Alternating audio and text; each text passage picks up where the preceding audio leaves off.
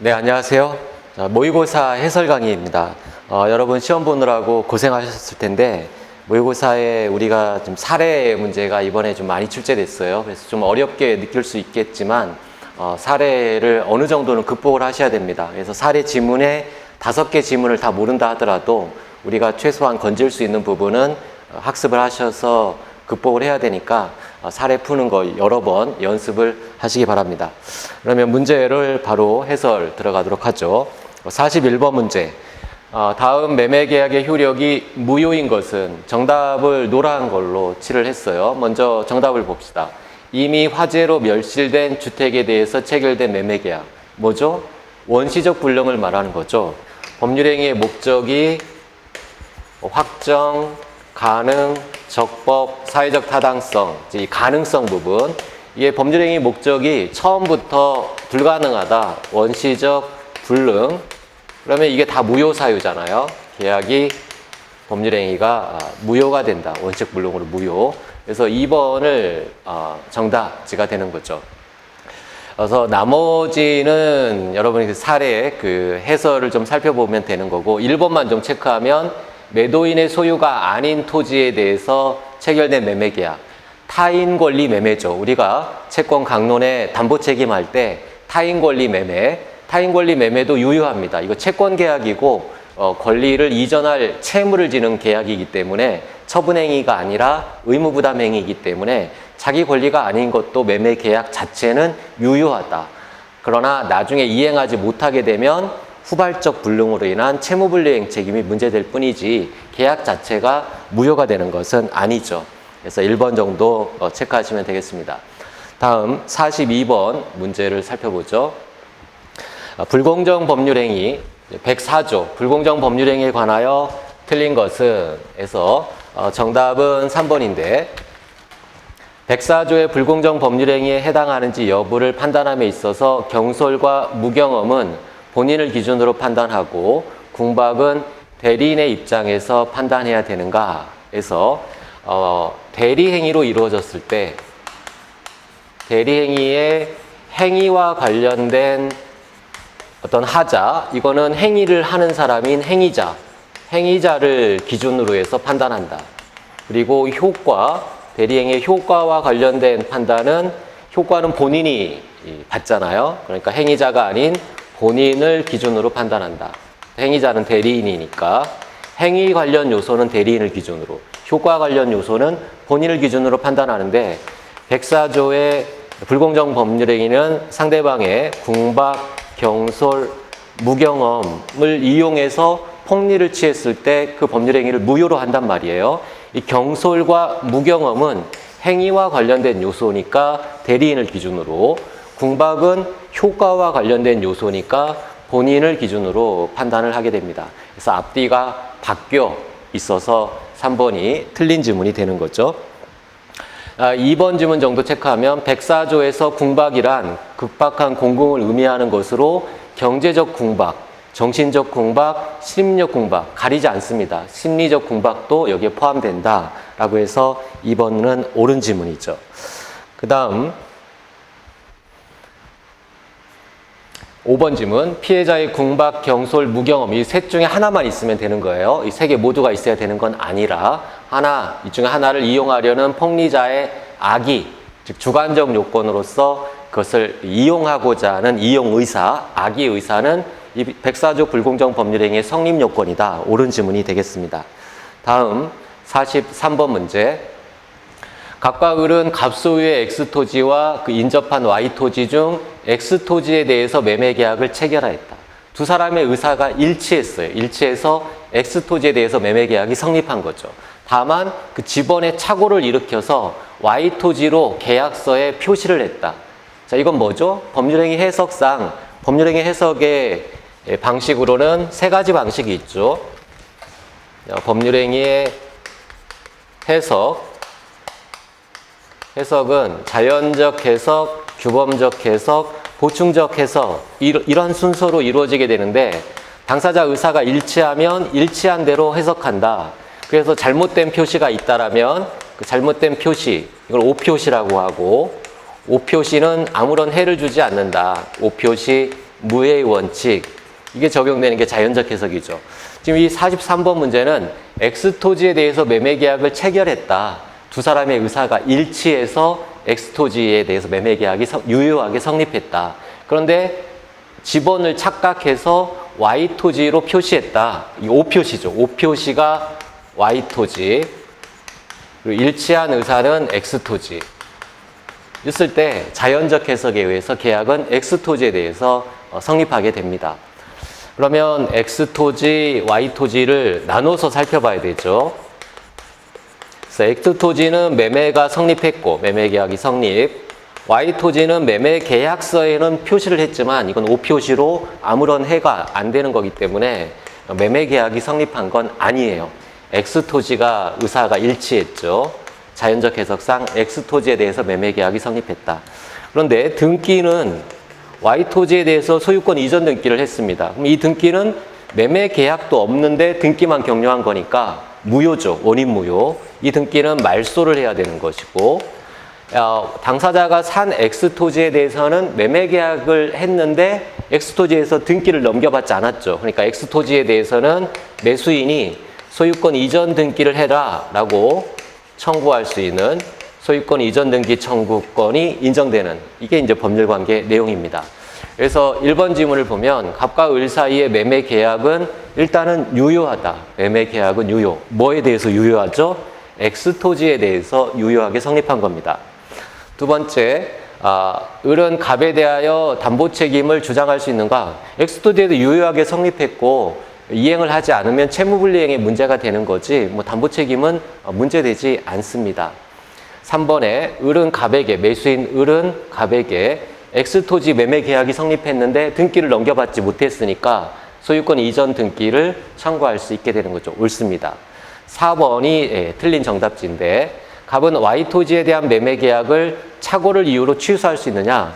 자, 착오를 이유로 취소한다라는 건 일단 성립해야 그 다음 효력으로서 이게 무효냐 취소냐, 즉 취소라는 건 성립한 걸 전제로 해서 취소가 나오는 거예요. 그런데 매매계약 자체는 X토지에 대해서 성립했고 Y토지에 대해서는 매매계약 자체가 성립하지 않아요.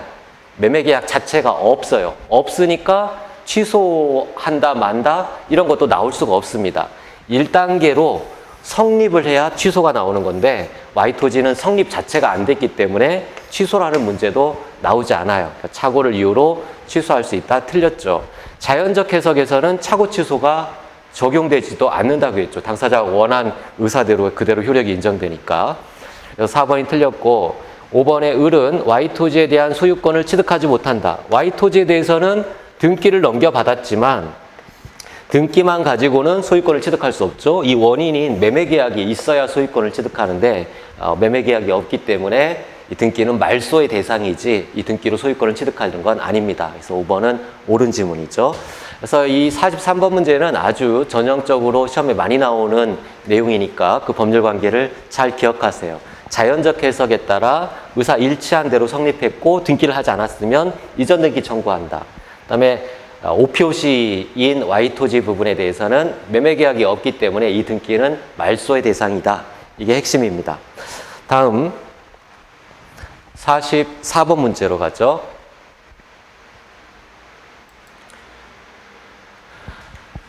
44번, 갑이 아들인 을에게 부동산을 증여하면서 증여세를 면탈하기 위하여 매매한 것으로 하여, 자, 증여를 하면서 증여세가 많이 나오니까 매매를 안 했는데 허위로 마치 매매한 것처럼 매매를 원인으로 등기를 격려해 줬다. 이게 뭐죠? 자, 원래 당사자는 증여를 했는데 갑이 자신의 아들에게 증여를 했는데 이 증여를 숨기기 위해서 매매라는 계약서를 작성했다는 얘기예요. 이건 허위죠, 허위. 매매하지 않았어요. 그러니까 이 매매는 108조 통정 허위 표시에 해당해서 무효입니다, 무효. 그렇지만 허위 표시로서는 무효이지만 그 안에 숨어 있는 행위, 그걸 뭐라고 하죠? 은닉행위라고 하죠. 은닉행위로 증여하겠다라는 의사는 유효하게 존재합니다. 따라서 은닉행위로서는 유효해요, 유효. 그래서 아들 앞으로 등기를 했을 때 이 매매는 무효가 되니까 매매로 소유권을 취득하지는 못하지만 그 안에 숨어 있는 증여라는 행위는 유효하기 때문에 증여에 의해서 이 등기는 유효하게 되죠. 원인이 있는 거죠. 증여라는 원인이 있는 등기로서 유효하다. 그래서 을이 소유권을 취득하게 됩니다. 자, 이러한 상태에서 그 정을 모르는 병은 을로부터 다시 그 부동산을 매수하였다. 을로부터 병이 매수했다. 병은 유효하게 소유권을 승계 취득합니다. 그렇죠. 을이 유효하게 소유권을 취득했기 때문에 이 소유권자가 넘겨주면 병은 유효하게 소유권을 승계 취득하게 되죠. 그리고 그 정을 아는 정이 병으로부터 다시 매수했다. 병으로부터 정이, 악이 이걸 아는 정이 취득했다. 그래도 이 허위 표시는 무효지만 증여로서 유효하기 때문에 얘 소유자고 알았다 하더라도 유효하게 역시 얘도 마찬가지로 승계 취득합니다.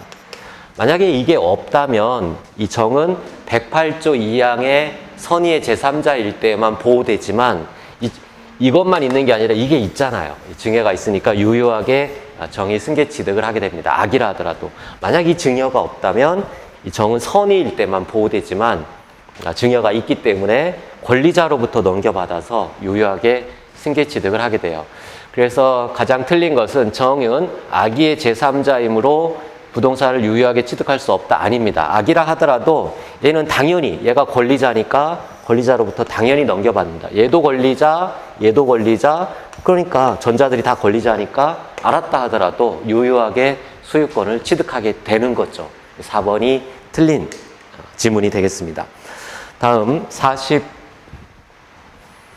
45번 문제. 착오로 인한 의사표시에 관한 설명으로 옳지 않은 것에 대해서 정답이 여기 없는 걸 보니까 5번이 정답인데 넘어가기 전에 3번 질문을 보죠. 착오가 표의자의 중대한 과실로 인하여 발생했더라도 상대방이 이를 알고서 악용한 경우 표의자는 그 법률 행위를 취소할 수 있다. 자, 여기에서 109조를 지금 말하고 있는 거죠. 109조. 착오에 의한 의사표시로 취소하려면 요건이 어떻게 되죠? 일단 첫 번째는 법률행위의 내용에 착오가 있어야 된다. 법률행위 내용에 착오. 동기의 착오는 원칙적으로 안 되고 법률행위 내용에 착오가 있어야 된다. 그리고 그 내용의 착오가 중요한 부분이어야 된다. 중요한 부분. 그 착오가 없었다라면 그러한 내용의 의사표시를 하지 않았을 정도로 중요한 부분. 그리고 중과실이 없어야 된다. 중과실이 없어야 된다. 이게 요건입니다. 그리고 이 두 개는 법률행위 내용의 착오이고 중요한 부분이다 라는 것은 의사표시를 취소하려는 표의자가 증명을 해야 되는 내용이고, 중과실이 없다라는 것은 착오 취소를 막으려는 너 중과실 있어 라고 그러니까 취소 못해 라고 주장하는 자, 상대방, 취소를 막으려는 상대방이 증명을 해야 됩니다. 이게 이제 기본이에요. 근데 이 지문은 중과실이 있다고 나온 거예요. 중과실로 인해서 발생했다. 그러면 중과실이 있기 때문에 착오 취소 못하는 건데, 이 중과실이 없을 것을 요구하는 취지는 왜 그런 거죠? 중대한 과실이 있는 자는 보호하지 않겠다는 얘기예요. 오히려 상대방을 보호하겠다는 거죠. 근데 이 지문처럼 중과실이 있다 하더라도 상대방이 이를 알면서 악의적으로 이용했다. 그럼 상대방을 보호할 만한 가치가 없잖아요. 이 중과실을 요구하는 이유는 상대방을 보호하려는 건데 상대방의 보호 가치가 없다. 알면서 이용했을 때는. 그러면 원칙으로 돌아가서 상대방을 보호할 만한 가치가 없으니까 설사 중과실이 있다 하더라도 취소할 수 있습니다. 법률행위를 취소할 수 있다. 옳은 지문이 되는 거죠. 정답지는 5번 지문입니다. 5번. 착오에 의한 의사표시의 경우 표의자에게 중대한 과실이 있다라는 사실에 대한 증명 책임은 법률행위 효력을 다투는 자, 법률행위 효력을 다투는 자가 부담하는가? 아니죠. 중과실이 있는지 여부는 법률행위 효력을 다투는 자는 지금 취소를 주장하는 자, 표의자를 말하는 거잖아요. 표의자가 아니라 상대방이 증명 책임을 져야 됩니다. 상대방, 다투는 자, 즉 취소를 주장하는 자가 아니라 법률행위 효력을 인정하려는 자, 상대방, 그대로 유효를 인정하려는 자, 상대방이 증명 책임을 집니다. 그 다음 문제 46번. 복대리에 관한 설명으로 옳지 않은 것에서 원래 대리인이 자기가 직접 법률행위를 해야 되는데 자기도 바쁘니까 다른 사람을 선임해서 대리행위를 시키는 것, 이것을 복대리라고 하죠. 이 복대리는 임의대리인의 경우와 법정대리인의 경우에 복대리인 선임할 수 있는 권리, 선임권이 차이가 있잖아요. 그래서 임의대리인은 원칙적으로 복대리인을 선임할 수 없다. 그러나 법정대리인은 자기가 원해서 법정대리인이 된 게 아니기 때문에 바쁘면 원칙적으로 복대리인을 선임할 수 있습니다. 그러면 임의대리인은 원칙적으로 안 되는데 예외적으로 복대리인을 선임할 수 있는 경우는 어떤 경우냐? 본인의 승낙이 있으면, 본인의 승낙이 있거나 또 부득이한 사유가 있다라면 그때는 예외적으로 복대리인을 선임할 수가 있습니다. 이러한 차이점. 그리고 여기 이게 이제 선임할 수 있는 요건이고, 이에 대해서 책임, 얼마만큼의 책임을 지느냐에 대해서 임의대리인은 예외적으로 본인의 승낙이나 부득이한 사유가 있어서 복대리인을 선임했다. 그러면 제대로 된 사람을 선임해야 되죠. 그러니까 선임, 감독 책임을 지게 됩니다. 감독 책임. 그러나 법정대리인은 원칙적으로 가능한 대신에 자유롭게 복대리인을 선임할 수 있게 하는 대신에 책임을, 모든 책임을 져요. 그 복대리인이 잘못하게 되면 대리인이 대신해서 책임을 진다. 모든 책임. 이게 더 크고 이게 더 작은 거죠. 근데 법정대리인이 부득이한 사유가 있어서 부득이하게 복대리인을 선임했다. 그러면 이 책임이 줄어들게 되죠. 감축. 이것이 큰 거고 그 다음 감축되는 게 선임 감독 책임이에요. 선임 감독 책임으로 줄어들게 된다. 이게 이제 기본입니다. 물론 여기에서 본인의 지명이 있으면 뭐 해태하지 않았을 때만 책임을 진다라는 세부적인 내용은 이제 추가되는 거고. 그래서 문제를 보면 옳지 않은 것. 임의대리인은 복대리인을 선임할 수 있다? 원칙적으로 안 된다고 했죠. 법정대리인이에요. 법정대리인이 복대리인을 선임할 수 있는 거죠. 법정대리인은 선임 자유롭게 할 수 있으되 모든 책임으로, 자신의 책임으로 선임할 수 있다. 이게 법정대리인이 돼야 됩니다. 그래서 임의대리인이었기 때문에 틀린 게 되는 거예요. 임의대리인은 원칙적으로 복대리인 선임권이 없어요. 5번 지문에 법정대리인에 의하여 선임된 복대리인은 법정대리인이 선임했다 하더라도 자발적으로 선임한 거잖아요. 본인이 선임한 거나 마찬가지예요. 본인의 의사에 따라 선임됐기 때문에 임의대리인의 성질을 갖게 됩니다. 그래서 5번은 옳은 거고. 그 정도 본 다음에 다음 문제로 갑시다. 47번.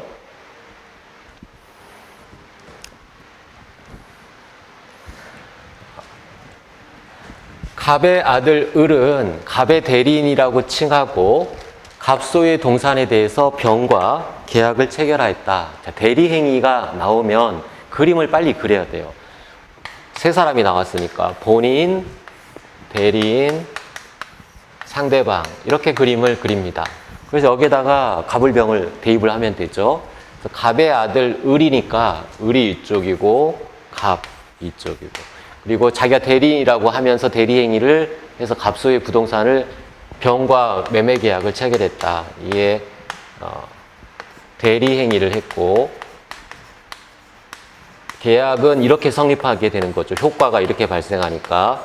그래서 매매 계약은 얘가 매도인이 되고 얘가 매수인이 되는 거죠. 이렇게 성립했다.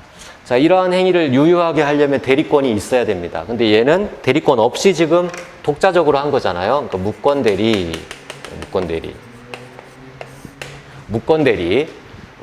이 무권대리고 125조, 126조, 129조에 표현대리가 성립하는 사정이 없잖아요. 그러니까 여기서 무권대리는 좁은 의미의 협의의 무권대리에 해당하겠습니다. 자, 협의의 무권대리 효과는 유동적 무효예요. 유동적 무효. 유동적 무효. 그러니까 본인이 이것을 추인할 수 있고 또는 추인을 거절할 수 있고 이렇게 선택할 수 있는 유동적 무효다. 유동적 무효. 그리고 상대방을 보호하는 제도가 있죠. 불안하니까 유동적 상태로 지금 불안하니까 상대방은 최고권이 인정된다. 최고권. 빨리 확답을 해달라라는 최고권. 이런 이제 기본적인 구조에서 지문을 보도록 합시다. 47번의 2번 지문을 먼저 봅시다. 갑이 을에 대하여 추인을 했다. 갑이 추인, 유효하겠다. 이거 유동적 무효인 걸 유효로 확정시키겠다는 거예요. 유리하니까. 나한테 유리하니까 유효로 확정시키겠다.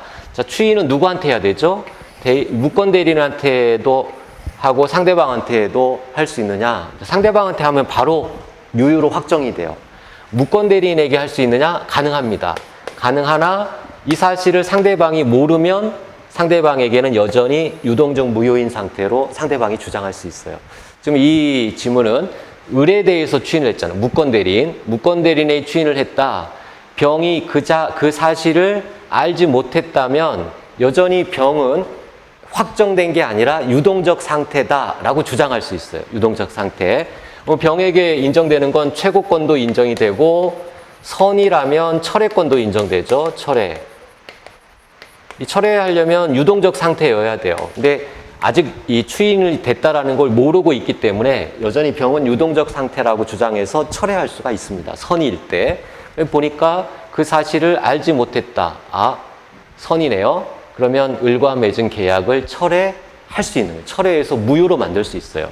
얘가 본인이 추인을 해서 유효로 했지만 이거 확정된 게 아니란 이야기예요. 얘가 모르면 그 사실을 대항할 수 없기 때문에 상대방은 여전히 유동적 상태를 주장할 수 있고 따라서 선이라면 철회해서 무효로 만들 수 있습니다. 철회할 수 없다 부분이 틀렸어요. 정답지는 지금 47번이죠. 47번의 정답은 5번이 맞는 지문인데 5번을 한번 봅시다. 갑의 추인이 있으면, 본인의 추인이 있으면 원칙적으로 을의 행위는 처음부터 유권대리였던 것과 동일한 법률 효과가 발생한다. 소급표가 있죠. 소급해서 유효가 됩니다. 그러니까 처음부터 유권대리였던 것처럼 소급해서 유효로 인정이 된다. 그래서 5번이 옳은 지문이에요. 다음 문제 48번 문제. 법률행위의 무효사유가 아닌 것은 에서 무권대리는 유동적 무효. 선량한 풍속 반하는 거 103조에 위반되면 무효. 확가적 사회적 타당성이 없기 때문에 무효. 4번의 통정의 표시 108조에 따라 무효. 법률행위 당시에 이미 성취될 수 없는 조건. 이건 조건 뒤에서 좀 배우면 뒤에 또 나오니까 이건 뒤로 보기로 하고 3번에 피성년 후견인의 법률행위 제한능력자잖아요. 제한능력자가 법정대리인의 어떤 도움이나 없이 법률행위를 하게 되면 취소사유가 되는 거죠. 이건 무효가 아니라 취소사유. 그래서 48번은 3번이 정답이 되겠습니다. 다음 49번 문제로 가죠. 다음 중 취소할 수 있는 법률행위에 관한 법정 추인 사유가 아닌 것은 법정 추인은 일정한 의사표시가 없다 하더라도 추인의 의사표시가 없다 하더라도 의사표시로 볼만한 사실이 있으면 일정한 사실이 있으면 법정 추인되는 거죠. 담보를 제공하거나 이행 청구하거나 강제 집행하거나 그러한 행위들 그 중에서 법정 추인에서 우리 시험에 나오는 건 정해져 있습니다. 매운 고추가 청양고추가 있죠. 그래서 청구, 취소할 수 있는 행위와 관련해서 청구를 이행을 하라라고 청구를 한다. 그러면 유효한 듯한 액션을 취하는 거잖아요. 청구. 취소할 수 있는 행위로 취득한 권리를 양도한다. 양도. 자, 이게 법정 추인 사유인데 이 청구와 양도는 취소권자 측에서 했을 때만 법정 추인이 돼요. 상대방이 청구하거나 상대방이 자신의 권리를 양도했을 때는 법정 추인 사유가 아닙니다. 이거 암기. 나머지 사유들은 담보 제공이나 이행이나 뭐 이런 나머지 사유들은 담보 제공, 이행, 강제 집행 이런 나머지 사유들은 취소권자가 하든 상대방이 하든 취소의 원인이 종료한 후에 있었을 때에는 법정 추인이 됩니다. 하지만 청구와 양도 이것은 취소권자 측에서 있어야 된다. 그래서 정답은 여기 이쪽에 5번에 보세요. 취소권자의 상대방이 취소할 수 있는 법률행위로 취득한 권리의 일부를 제3자에게 양도, 여기죠. 상대방이 양도하면 법정 추인 사유가 아니에요. 취소권자가 양도해야 된다. 이 답이 다 정해져 있습니다. 법정 추인은 이거밖에 안 나와요, 시험이. 그래서 5번이 틀린 내용이 되는 거죠. 다음 50번 문제.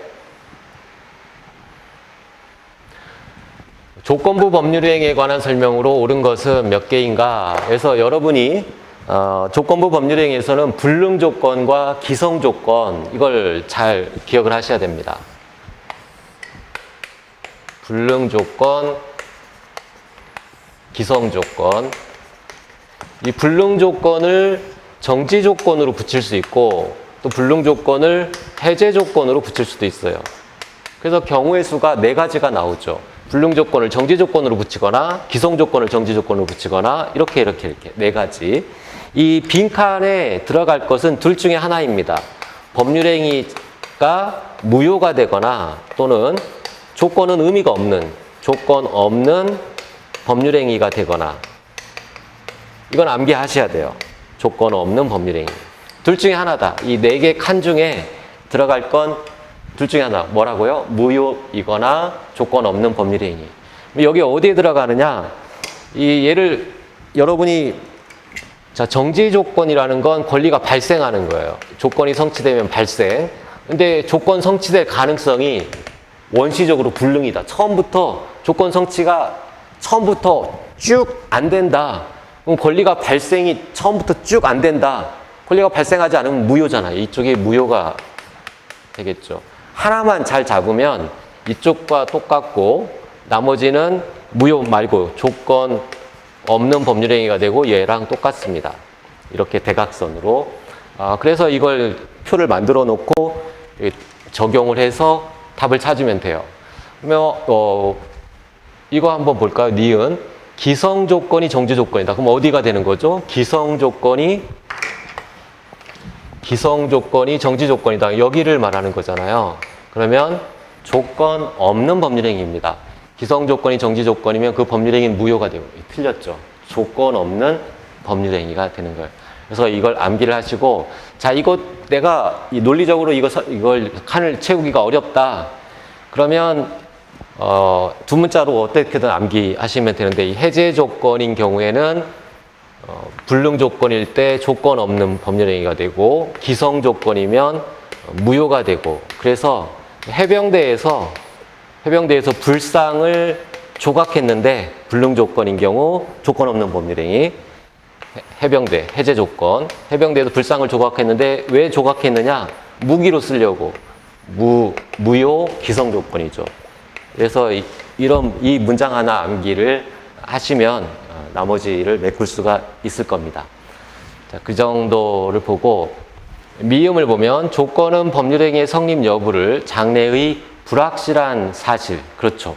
기한은 반드시 도래하는 거지만 조건은 성취될 수도 있고 안 할 수도 있는 장래의 불확실한 사실에 의존케 하는 부관이다. 옳은 질문이죠. 미음은 옳다. 나머지 한번 살펴보시면 되겠습니다. 다음 51번 문제. 물권에 관한 설명 중 틀린 것은 에서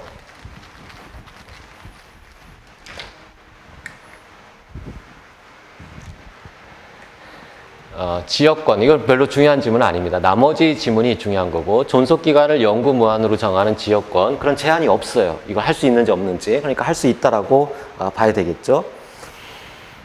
나머지 중에 2번 질문을 보세요. 토지나 건물을 목적으로 질권을 설정할 수 없죠. 그렇죠. 질권은 동산이나 권리에 대해서 설정할 수 있어요. 동산이나 채권에 대해서 질권을 설정할 수 있다. 옳은 내용이고 3번에 토지나 건물의 일부를 목적으로 전세권. 자, 일물일권주의상 하나의 물건에는 하나의 물권이 성립합니다. 하지만 거기 일물일권주의에 대한 예외가 용익물권이죠. 용익물권, 즉 지상권, 지역권, 전세권 이 세 가지. 용익물권은 하나의 물건의 일부에 대해서도 설정할 수 있어요. 일부를 목적으로 용익물권인 전세권을 설정할 수 있다. 그래서 이거 옳은 지문이 되겠죠. 다음 52번 문제로 가서 을은 갑소유의 X토지를 무단으로 점유하면서 그 토지에 Y주택을 신축하여 소유하고 있다. 아주 전형적인 물권적 청구권과 관련된 내용입니다. 그러면 그림을 그려서 갑소유의 토지에 을이 이걸 불법으로 점유하면서 주택을 지었대요. 을이 주택을 지었다. 무단으로 사용하고 있으니까 이게 불법 건물이죠. 불법 건물. 그리고 이 주택은 을 소유예요. 을 소유. 자기가 신축을 했으니까 187조의 건물 신축으로 인한 소유권 취득이에요. 근데 이것을 이제 더 나가게 되면 뒤에 지문이 있는 것처럼 병에게 주택 임대차 계약을 맺을 수 있죠. 주택 임대차. 그러면 이 병이 그 주택을 주택 임차인으로 사용하고 있습니다. 주택의 사용. 주택을 점유하고 있어요. 이런 구조. 환장을 노르시죠? 갑이 소유자인데, 내 땅인데, 내 땅에 을이 무단으로 건물을 지어가지고, 그냥 지가 쓰는 것도 아니고, 병한테 임대차해서 또 병이 그 주택에 살고 있어요. 얘네들 다 쫓아내야 되는데, 이때 쫓아낼 수 있는 갑의 권리가 뭐냐? 갑은 소유자잖아요. 내 소유권을 얘들이 방해하고 있으니까 얘를 상대로 너 건물 철거해라. 건물 철거 청구를 할 수 있고 이게 214조 건물 철거 청구. 그리고 그 토지를 나한테 인도해라. 이게 213조 소유권에 의한 반환, 방해, 제거로 을을 상대로는 건물 철거 및 토지 인도를 구하고 병을 상대로는 어떤 청구를 할 수 있죠? 얘를 쫓아내야 이 건물을 철거하잖아. 이 건물에 얘가 들어가 있으니까 건물을 사람이 들어있는 상태에서 사람이 그 안에 있는 상태에서는 건물을 철거할 수 없습니다. 사람 죽잖아요. 그러니까 얘를 이 건물에서 쫓아내야 돼요. 건물에서 나가라, 건물에서 퇴거하라 라고 청구할 수 있습니다. 이것도 214조 소유권에 의한 방해배제 청구의 내용으로서 인정이 됩니다. 이거 암기하셔야 돼요. 자, 불법 건물을 지어서 임대차에서 불법 건물을 임차인이 점유하고 있다. 토지는 누가 점유하고 있는 거죠? 토지는 건물 소유자가 점유하고 있는 겁니다. 그래서 을은 토지를 점유하고 있는 을을 상대로 토지를 내놔라. 토지 방해하고 있으니까 철거하라. 청구하고 얘한테는 건물 철거 청구를 하는 게 아니라 건물에서 나가라. 이 철거하려면 쫓아내야 되니까 건물에서 나가라. 주의할 것은 을을 상대로 건물에서 나가라. 건물에서 퇴거해라. 이런 청구할 수는 없습니다. 을을 상대로는 철거 청구 안에 당연히 포함되어 있기 때문에 건물에서 나가라는 청구는 안 돼요. 이 자기 소유잖아요. 자기 소유니까 을을 상대로는 철거 청구를 하면 족한 거고 병을 상대로는 철거 청구가 아니라 건물에서 나가라. 이 퇴거 청구를 할 수 있다. 이 나머지 지문들 그와 관련된 내용이고 5번 지문이 틀린 지문인데 한번 보면 Y주택의 점유자가 주택임대차보호법상 대항력 있는 임차인이라면 갑은, 토지 소유자 갑은 그 임차인을 쫓아낼 수, 퇴거를 청구할 수 없는가? 아닙니다. 얘가 설사 대항력이 있다 하더라도 이 대항력은 주택에 대한 대항력이 주택. 근데 갑이 주장하는 건 토지를 주장하고 있는 겁니다. 토지 소유권. 쉽게 말하면 얘는 지구에 있는 물건에 대한 권리를 주장하고 얘는 안드로메다에 있는 물건 주장하는 거예요. 서로 사후적 얘기를 하는 건 안 받아줍니다. 이거 사후적 얘기하는 거랑 똑같아요. 토지 소유권을 방해하고 있다 해서 청구하는 거기 때문에 설사 이건 A라는 물건에 대한 거고 이건 B라는 물건. 토지와 건물은 전혀 별개의 물건이잖아요. 그래서 이 B, 주택에 대해서 대항력이 있다 하더라도 막을 수 없다. 나가야 된다. 퇴거 청구를 할 수 있습니다. 다음 53번 문제로 갑시다. 갑이 자신의 명의로 등기를 해야만 소유권을 취득하는 경우는 이제 뭘 물어보고 있는 거죠? 부동산 물권 변동. 부동산 물권 변동은 둘 중에 하나죠. 186조에 의한 물권 변동과 187조에 의한 물권 변동. 이걸 비교하는 거예요. 이거는 법률 행위에 의한 물권 변동이고 187조는 법률 규정에 의한 물권 변동이고 가장 큰 차이점은 여기는 등기를 해야 물권 변동, 소유권을 취득하는 거고 여기는 등기 없이도 등기를 필요로 하지 않고 바로 법에서 정한 사유가 있으면 바로 소유권을 취득한다. 그래서 이 법률 규정의 대표적인 게 건물을 신축하거나 신축하는 순간 보존 등기를 하지 않아도 당연히 소유자가 된다. 그다음에 판결을 받거나 여기서 말하는 판결은 이행 판결, 확인 판결 이런 건 해당하지 않고 취소 소송 같은 공유물 분할 청구 소송 같은 형성 판결만을 의미하는 것이다. 그리고 수용, 국가에 강제 수용되었을 때 그리고 경매, 상속 뭐 이런 것들이 187조의 물권 변동이고 여기는 대표적으로 매매나 증여 같은 법률 행위를 했을 때에는 등기가 필요하다.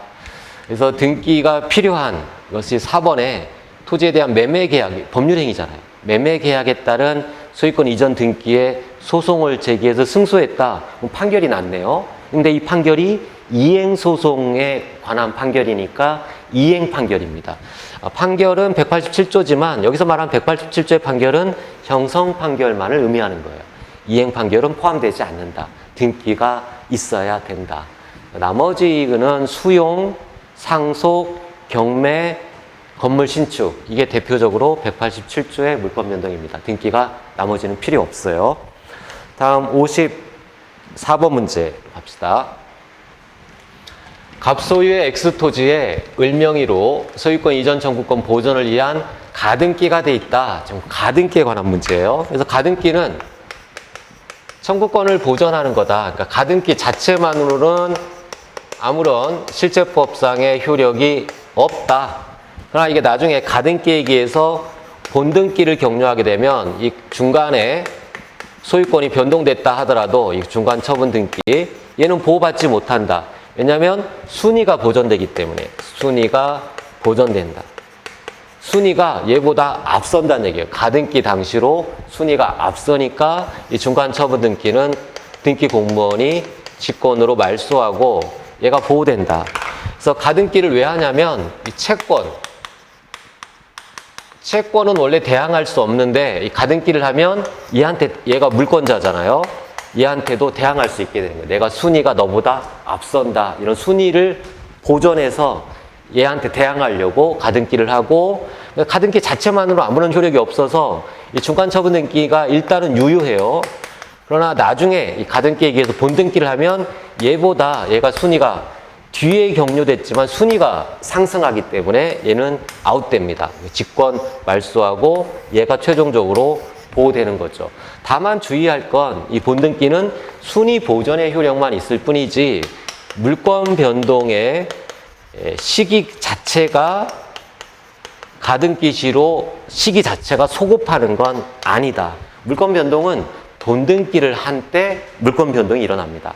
다만 그 순위가 이 중간 등기보다 앞서게 된다. 이게 핵심이죠.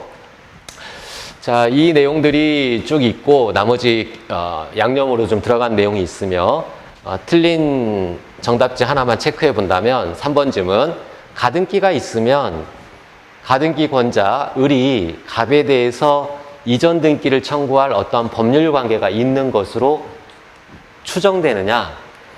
일반적인 등기는 이런 추정력이 있어요. 등기의 적법 추정력. 그러니까 적법한 뭔가 원인이 있을 거다라는 게 추정이 돼요. 하지만 가등기는 이런 추정력이 없습니다. 왜냐하면 일반 등기는 공동으로 신청해요. 등기 권리자와 등기 의무자가 공동으로 신청하기 때문에 뭔가 원인이 있을 거다. 불이익을 받는 자가 등기소에 가서 같이 신청한단 말이에요. 그러니까 뭔가 적법한 원인이 있을 거다. 적법한 원인이 있을 거다라는 게 추정이 돼요. 하지만 가등기는 그렇지 않다. 가등기도 기본적으로 공동으로 신청하지만 단독으로 신청할 수 있는 예외가 아주 많습니다. 등기 의무자는 빠지고 권리자 혼자 가서 신청하는 경우가 많아요. 그렇기 때문에 등기 의무자가 관여하지 않는단 말이에요. 그러니까 적법한 원인이 있다라고 추정되지 않아요. 여기는 추정되지 않는다. 적법한 법률 관계가 있는 것으로 추정되지 않습니다. 자, 가등기는 이러한 추정력이 없다. 그 이유는 단독으로 신청하는 경우가 많기 때문이다. 기억하시면 되겠어요. 다음 55번 문제. 점유에 관한 설명으로 옳지 않은 거 관련돼서 여기는 55번이 정답이 5번이니까 나머지는 다 옳은 지문이 되겠네요. 그냥 다 고만고만한 거죠. 2번 지문 정도 하나 봅시다. 자, 직접 점유자가 침탈된 경우에 직접 점유자가 반환을 받을 수 없을 때에는 간접 점유자는 자기에게 반환할 것을 청구할 수 있다. 이것만 좀 체크해 봅시다. 간접 점유자, 직접 점유자. 이 대표적인 게 임대차죠. 임대차. 임대차 목적물은 누가 점유해요? 임차인. 임차인이 직접 점유자입니다. 직접 점유자. 간접 점유자는 임대인이 되겠죠. 임대인. 물건의 소유자가 통상적으로 임대인이 되겠죠. 근데 임차인이 점유하고 있는데 제3자가 뺏어갔어요. 제3자가 이걸 뺏어갔다. 침탈. 그럼 이거 찾아와야 되겠죠? 이게 물권적 청구권입니다. 자, 점유를 돌려달라. 청구. 이 직접 점유자도 점유자니까 얘한테 점유물 반환. 왜 내 거 뺏어갔느냐? 반환 청구할 수 있습니다.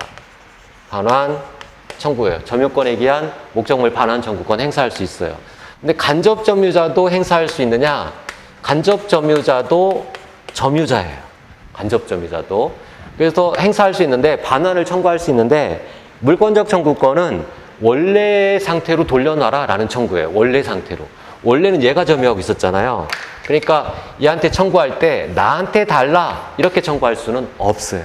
원칙적으로. 이게 아니라 이쪽으로 돌려놔라 이렇게 청구할 수가 있습니다.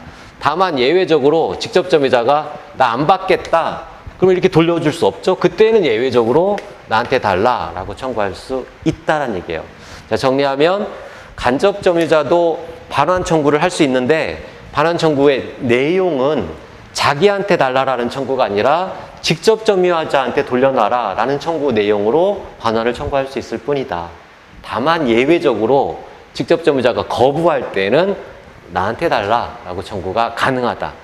그러니까 2번 질문에 침탈된 경우 직접 점유자가 반환을 받을 수 없을 때 거부해서 반환 못 받는다. 그때는 간접 점유자가 예외적으로 자기에게 반환해라 라는 내용으로 청구할 수 있다. 옳은 질문이 되는 거죠. 자, 틀린 정답지는 5번 질문인데 5번 매매 대상 토지 면적이 등기 부상의 면적을 상당히 초과할 때는 그 초과 부분에 대한 점유는 자주 점유가 아니라 타주 점유라고 보죠. 자, 자주 점유는 소유의 의사로 하는 점유예요. 그런데 자기가 산 면적은 10평인데 100평을 점유하고 있다. 그러면 나머지는 다른 사람 토지인 걸 알면서 점유하는 거죠. 알면서. 단순한 이걸 우리 판례가 점용권의 매매, 빌려 쓴다는 얘기예요. 쉽게 말하면 다른 사람 소유권을 인정하면서 빌려 쓰는 구조로 본다. 자주점유의 추정이 깨어진다라고 봅니다. 상당 부분 초과했을 때, 조금 초과했을 때는 여전히 자주점유의 추정이 미쳐요. 하지만 상당 부분 초과했을 때는 그 초과 부분은 타주점유로 보는 것이 판례입니다. 다음 문제 56번. 점유자 회복자에 관한 설명. 자, 점유자 회복자.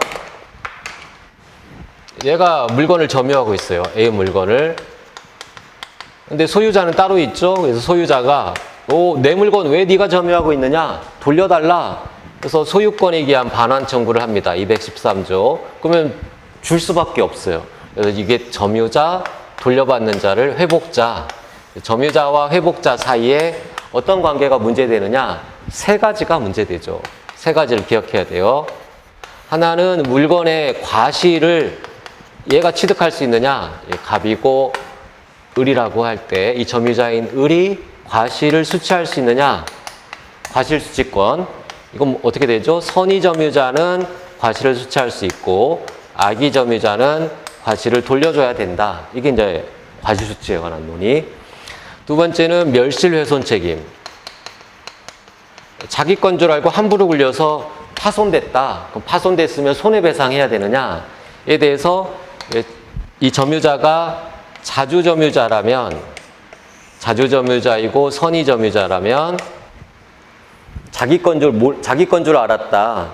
그리고 소유의 의사로 점유했다면 현재 존재하는 상태, 현존이익 한도 내에서만 손해배상을 하면 됩니다. 악이라면 또는 타주점유자라면 손해 전부를 배상해야 되고, 어쨌든 손해배상은 인정되는데 자주점유이고 선의점유인 경우에는 손해배상 범위가 작다라는 이야기예요. 그 다음에 마지막으로는 비용의 문제죠. 비용, 필요비와 유익비. 유익비는 반환 청구를 할 수 있지만 이 필요비는 만약에 선의점유자로서 과실을 취득했다면 과실 취득에 들어간 비용은 자기가 부담해야 되죠. 과실을 수취했을 때는 통상의 필요비는 청구할 수 없다. 이게 이제 핵심 내용입니다. 여기에서 1번 질문을 보면 1번이 답으로 나와 있는데, 선의 점유자가 직접 물건을 사용하여 얻은 이익, 이것들은 과실에 준해서 취득해요. 과실과 똑같이 봅니다. 물건의 사용 이익 그 자체는 엄격하게는 과실은 아니지만 과실과 동일하다. 과실이므로 회복자에게 반환할 필요가 있는 거 아니죠. 선의점유자라고 나와 있잖아요. 선의점유자는 과실을 취득할 권리가 있기 때문에 반환하지 않는다. 3번 질문 정도 봅시다. 점유물의 멸실훼손 책임이 두 번째 경우를 말하는 거죠. 멸실훼손에 대해서 선의의 점유자는 현존이익 한도 내에서만 배상하면 된다고 했어요. 배상 범위가 줄어들게 되죠. 그러나 선의점유자라 하더라도 소유의 의사가 있어야 됩니다. 선의이면서 자주점유자여야 돼요. 그래서 만약 선의라 하더라도 소유의 의사가 없으면, 타주점유자라면 악의점유자와 똑같이 손해 전부를 배상해야 된다. 옳은 질문이 되겠습니다. 다음 57번 문제로 갑시다. 57번 상린관계에 관한 규정. 상린관계의 규정은 소유권의 제한 사유죠. 네가 네 땅에서 마음대로 고기 구워먹고 하는 거 좋은데 시끄럽게 하지 말아라. 또 건축할 때는 일정한 거리를 띄워라. 이런 조문들 내용을 기억하는데 정답지만 한번 살펴봅시다. 나머지는 뭐 간단한 것들 쉬우니까 여러분이 해설 참고해서 기억을 하고, 4번이 틀린 내용이네요. 건물을 축조할 경우 경계로부터 반 미터 이상의 거리를 두어야 된다. 그러나 건축에 착수한 후 1년을 경과하거나 건물이 완성된 때에는 건물 철거를 청구할 수 없죠. 자, 경계로부터 반 미터를 띄어서 건축을 해야 되는데 너무 바짝 붙여서 내 경계에 바짝 붙여서 건축한다. 그럼 건축 못하게 해야 될 거 아니에요?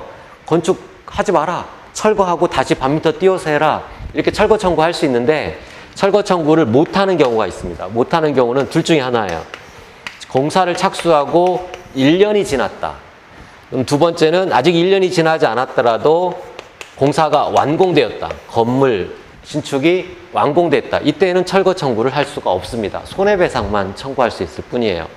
1년이 지나거나 1년이 지나지 않았더라도 완공되면 철거 청구 못합니다. 근데 여기 보니까 건축에 착수한 후 1년을 경과했잖아요. 1년 경과했잖아. 그러면 건물 철거 청구를 못하는 거예요. 완성되지 않았다 하더라도 1년이 지났으면 청구할 수 없다. 1년이 지나거나 또 1년이 안 지났더라도 완공되면 철거 청구가 안 된다. 둘 중에 하나라도 걸리면 철거 청구 못하고 손해배상으로만 처리합니다. 그래서 4번이 틀린 내용이에요. 다음 58번 문제. 민법상 공유에 관한 설명. 자, 공유는 굉장히 중요합니다. 최근에 전원합의체 판례가 있었으니까. 공유에서 시험에 정답지로 나올 확률이 높은 지문은 공유물 관리 행위예요. 공유물 관리는 어떻게 하느냐? 지분 과반수로서 한다. 지분 과반수. 공유자의 지분 과반수로서. 그리고 여기서 또 중요한 게 소수 지분권자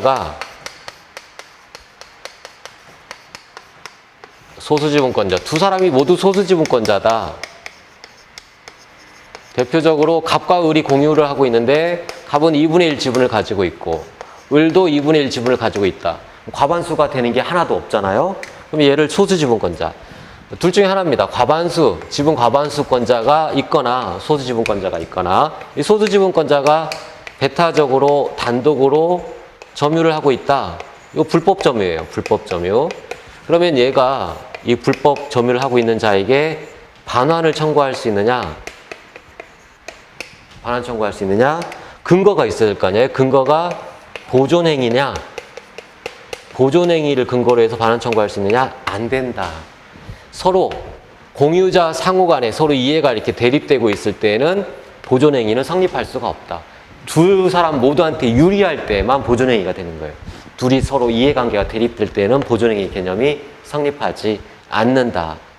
이 보존행위를 기초로 반환 청구 못한다. 이걸 기억하시고 다만 방해배제 청구 이 지분은 소유권과 똑같기 때문에 방해배제 청구는 가능하다. 이 결론 기억하시기 바랍니다. 나머지는 이와 관련해서 해설지 참고해서 좀 보시고 1번 질문이 틀린 정답지인데 한번 봅시다.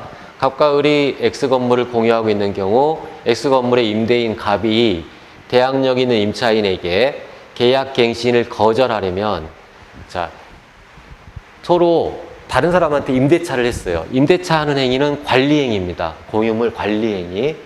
공유물 관리행위는 지분 과반수로 해요. 그런데 그 계약갱신을 거절한다. 그 사람한테 임대차 있는데 갱신하는 게 아니라 갱신을 거절한다. 이것도 관리행위에 속해요. 관리행위니까 지분 과반수로 해야 됩니다. 공유자의 과반수. 틀렸죠? 머릿수의 과반수가 아니라 지분 과반수로 한다니까. 공유자가 3명인데 갑을병 3명이라고 합시다. 그러면 갑과 을이 찬성하면 이게 과반수냐? 아니에요. 아닐 수 있어요. 아닐 수 있다. 왜냐하면 얘가 5분의 3의 지분을 가지고 있고 얘가 5분의 1 지분이 있으면 병이 지분 과반수죠. 갑과 을을 합쳐봐야 5분의 2밖에 안 되잖아. 지분 과반수가 안 됩니다. 하지만 갑과 을은 머릿수로는 과반수죠. 공유자, 머릿수의 과반수로 결정하는 게 아니라 지분 과반수로 결정하기 때문에 1번은 틀린 지문이에요. 조금 그 함정을 좀 깊이 파긴 했지만, 지분 과반수로서 한다라는 것을 기억하시기 바라고. 다음 59번 문제. 관습법상의 법정지상권. 굉장히 중요하죠. 관습법상의 법정지상권. 요건을 잘 체크를 하셔야 됩니다. 관습법상의 법정지상권이 성립하려면 첫 번째, 동일인 소유에 속하다가 토지와 건물이 동일인 소유에 속하다가 달라져야 된다. 그리고 건물을 철거한다라는 건물 철거 특약은 없어야 된다. 이러면 건물 소유자에게 관법지가 인정이 됩니다. 에 대해서 3번이 틀렸는데 미등기나 무허가 건물에 대해서는 관법지가 성립할 수 없느냐? 이런 제한 없어요. 관법지, 법정지상권은 건물 철거라는 사회 경제적 비용 이것을 해결하기 위해서 인정하는 거기 때문에 그 건물이 무허가 건물인지 미등기 건물인지는 중요하지 않습니다. 다 인정이 돼요. 이 요건을 갖추면 다 인정이 된다. 정도 하고 나머지는 여러분이 뭐 수업 시간에도 중요하게 다뤘을 테니까 그걸 확인해 보시면 되고 4번 질문 정도만 하나 확인합시다. 환지 처분으로 토지와 지상 건물의 소유자가 달라졌을 때에도 관법지가 성립하느냐? 동일인수에 속하다가 달라졌고 특별한 특약이 없으면 관법지가 인정되는데 요건은 갖췄죠. 요건은 갖췄지만 이 달라지는 부분이 소유자가 토지와 건물의 소유자가 달라지는 원래 원인은 묻지 않습니다. 불문. 원인은 묻지 않는데 환매로 달라졌을 때 환지로 달라졌을 때는 물어요. 환지의 경우에는 법정지상권이 부정됩니다. 환지는 옛날에 우리 농지 같은 데 가면 막 논두렁 길이 꼬불꼬불하고 난개발되어서 어떤 좀 낙후된 마을에 가면 막 골목길이 막 이상하게 돼 있잖아요. 그럼 이것을 싹 바둑판처럼 딱 정리해서 소유 너는 이거 갖고 너는 이거 갖고 이게 환지예요. 바둑판처럼 그 토지를 정리하는 거예요. 근데 여기에 법정지상권 인정해버리면 이 정리가 제대로 이루어지지 않겠죠. 깨끗하게 해야 되기 때문에 환지 제도의 어떤 취지상 법정지상권을 부정합니다. 머릿속에 이거 하나만 기억하시면 돼요. 환지에 의해서는 법정지상권 부정된다. 기억하시면 되겠습니다. 다음 60번 문제. 지역권에 관한 설명. 자, 지역권은 다른 사람의 땅을 이용할 수 있는 권리이죠. 그래서 요역지 소유자가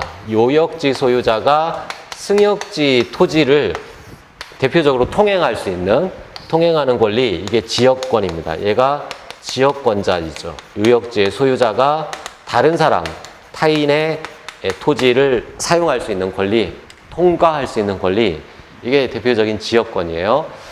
틀린 지문으로 1번 지문을 봅시다. 지역권은 승역지를 직접 지배하는 물건으로 그의 지배가 침해되는 경우에는 지역권에 기한 반환 청구가 인정되느냐? 자, 이 요역지 소유자는 이 승역지를 거기 텐트 치고 점유할 수 있는 그런 내용은 아니에요. 점유를 전제로 해서만 반환 청구권이 인정되는 겁니다. 근데 지역권은 점유가 그 권리의 내용이 아닙니다. 그냥 임시로 간단히 통행하는 거지 점유를 내용으로 하지 않아요. 그러니까 213조의 반환 청구, 이거는 인정되지 않아요. 방해 배제, 이 바리케이트 쳐가지고 못 가게 했을 때 이 바리케이트 철거해달라 라는 방해 배제 청구, 이런 거는 인정할 수 있지만 이 반환 청구는 부정이 됩니다. 그래서 1번이 틀린 내용이에요. 잠시 쉬었다가 나머지 61번부터 보도록 하겠습니다.